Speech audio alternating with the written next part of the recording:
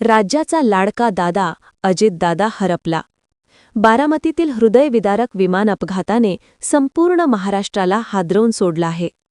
जेव्हा ही धक्कादायक बातमी समोर आली की अजितदादांचा बारामतीत विमान अपघातात मृत्यू झाला, तेव्हा प्रत्येक महाराष्ट्रीयनाच्या छातीत काहीतरी फाटलं. पहिला धक्का इतका जबरदस्त होता की श्वासच थांबला. पण जेव्हा धक्कादायक सीसीटीव्ही फुटेज समोर आलं, तेव्हा दुसरा आणि खूपच मोठा, खोलवर जाणारा हल्ला झाला. मनातून एकच प्रश्न उभा राहिला, हे खरंच अपघात होता की काहीतरी भयंकर सुनियोजित घातपात?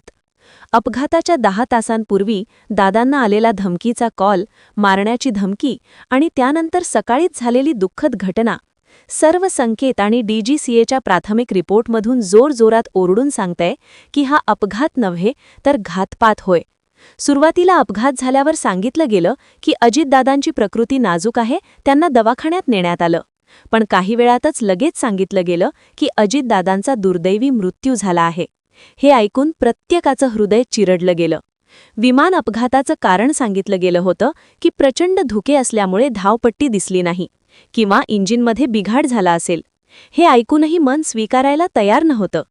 पण जेव्हा या विमानाचा एक असा सीसीटीव्ही फुटेज समोर आला ज्यामध्ये सगळं चित्र उघडकीस आलं, तेव्हा संशयाच्या आगीत तेल ओतलं गेलं. मग खरंच हा अपघात होता की घातपात होता?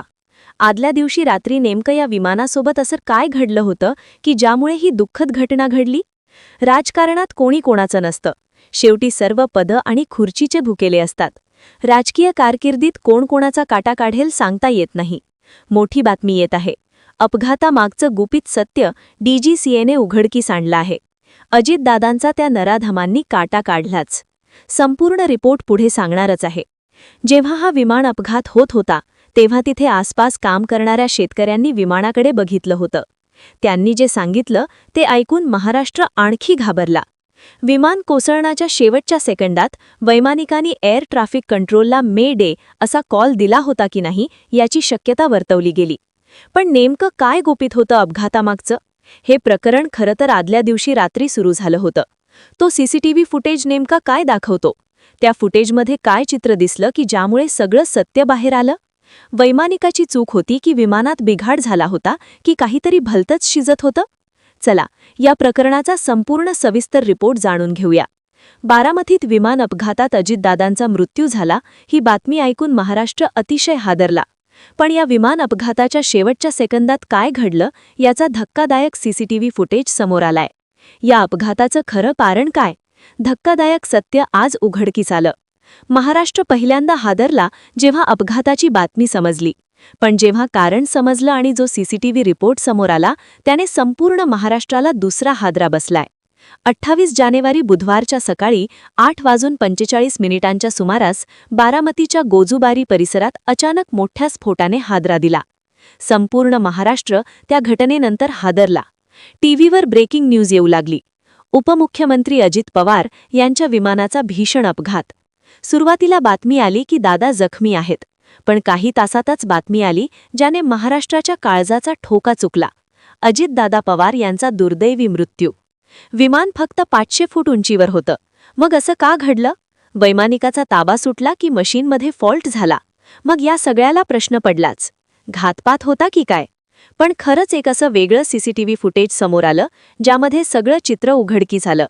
ही घटना 28 तारखेला घडली. पण खरं तर 27 तारखेच्या रात्री या घटनेची सुरुवात झाली होती. 28 जानेवारीची सकाळ महाराष्ट्राच्या इतिहासात काळी नोंद ठरली. सगळी काही राजकारण तापलं होतं. मुंबई महापालिकेच्या निवडणुका झाल्या.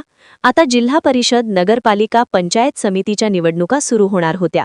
त्यासाठी 28 तारखेला बारामतीमध्ये 4 सभा घेण्यासाठी उपमुख्यमंत्री अजितदादा पवार दाखल होणार होते. हे ठरलेलं नियोजन होतं. वेळ ठरलेली होती. पण दादांचा काळ कसा काय आला हे जाणून घेण्यासाठी आदल्या दिवशी जावं लागेल. 27 जानेवारीच्या रात्री अजितदादा मुंबईत आपल्या निवासस्थानी होते. 28 तारखेला बारामतीत 4 मोठ्या सभा होत्या. दादा वेळेचे पक्के आणि शिस्तीचे होते. पण सूत्रांच्या माहितीनुसार 27 तारखेच्या रात्री विमानाचे मेंटेनन्स जिथे होतं तिथे काही हालचाली झाल्याचा अंदाज आहे. रात्रीच्या वेळी शेवटची तपासणी झाली तेव्हा सगळं ठीक होतं का? कोणीतरी जाणून बुजून सिस्टमची छेडछाड केली का? ते विमान लिअरजेट 45 होतं. हे विमान ताशी 860 किलोमीटर वेगाने उडू शकतं. मुंबई ते बारामती अंतर अवघ्या 20-25 मिनिटांत कापतं. हे 51,000 फूट उंचीपर्यंत उडू शकतं. व्हीएसआर व्हेंचर्स या कंपनीचं विमान अतिशय हायटेक आणि सुरक्षित मानलं जाणारं. पण यात अचानक बिघाड कसा? विमानात अजितदादा, त्यांचे PSO Vidip Jadhav, pilot captain Sumit Kapoor, captain Shambhavi Pathak आणि फ्लाईट अटेंडंट पिंकी माळे होते. सकाळी 8:46 सुमारास बारामतीचा परिसर गाठला. बारामतीची धावपट्टी लहान होती. इन्स्ट्रुमेंट लँडिंग सिस्टम नव्हती. वैमानिकाला मॅन्युअली उतरावं लागणार होतं. दाट धुके, दृश्यमानता कमी. पहिल्या प्रयत्नात रनवे दिसला नाही, विमान पुन्हा वर घेतलं. दुसऱ्या प्रयत्नात काळ ओढवला. पण त्या सीसीटीव्ही फुटेजने प्राथमिक माहिती खोटी ठरवली. एका जवळच्या पेट्रोल पंपावरील सीसीटीव्ही कॅमेऱ्यात ही घटना कैद झाली. वेळ 8:46. विमान धावपट्टीकडे येतंय, पण अचानक समतोल बिघडतो. उजवा पंख जमिनीकडे झुकतो आणि काही सेकंदात आगीचा गोळा आकाशात. तपासात समोर आलं की अपघाताच्या काही सेकंदाआधी कॅप्टन शांभवी पाठक यांनी "ओ शिट" असं म्हटलं होतं. वैमानिकाने मेडे कॉल दिला होता की नाही, चौकशी होणार. शेतकरी सांगतात विमान खूप खालून उडत होतं. धूर निघत होता. जमिनीला स्पर्श होताच मोठा स्फोट. तुकडे घरापर्यंत उडाले. स्फोट इतका भीषण की 2 मृतदेह बाहेर फेकले गेले. घड्याळ आणि गॉगलवरून ओळख पडली की आमचे लाडके अजितदादा कालवश झाले. काही तज्ज्ञांच्या मते ही कंपनी 2023 मध्ये मुंबईत क्रॅश झालेल्या विमानाची होती. मग अशा कंपनीला व्हीआयपी ड्युटी का? डीजीसीए रिपोर्ट काय सांगतोय? काहींच्या मते हा तांत्रिक बिघाड नसून ठराविक घातपात. आज बारामतीचा वाघ शांत झाला. महाराष्ट्र राजकारणात मोठी पोकळी. पंतप्रधान मोदींनी चौकशीचे आदेश दिले. एअरक्राफ्ट ॲक्सिडेंट इन्व्हेस्टिगेशन छडा लावेल. पण प्रश्न उरतो, नेमकं काय घडलं? ब्लॅक बॉक्स सापडेशिवाय आणि तपासणी झाल्याशिवाय सत्य बाहेर येणार नाही. अजितदादांच्या जाण्याने महाराष्ट्र हळहळतोय. हृदय विदीर्ण झालंय. पण या सत्याचा शोध घेणे गरजेचे आहे. तुम्हाला काय वाटतं? हा अपघात होता की दुसरंच काही? कोणाची चूक होती? तुमच्या प्रतिक्रिया कमेंटमध्ये नोंदवा. चॅनलवर नवीन असाल तर सबस्क्राईब करा. धन्यवाद.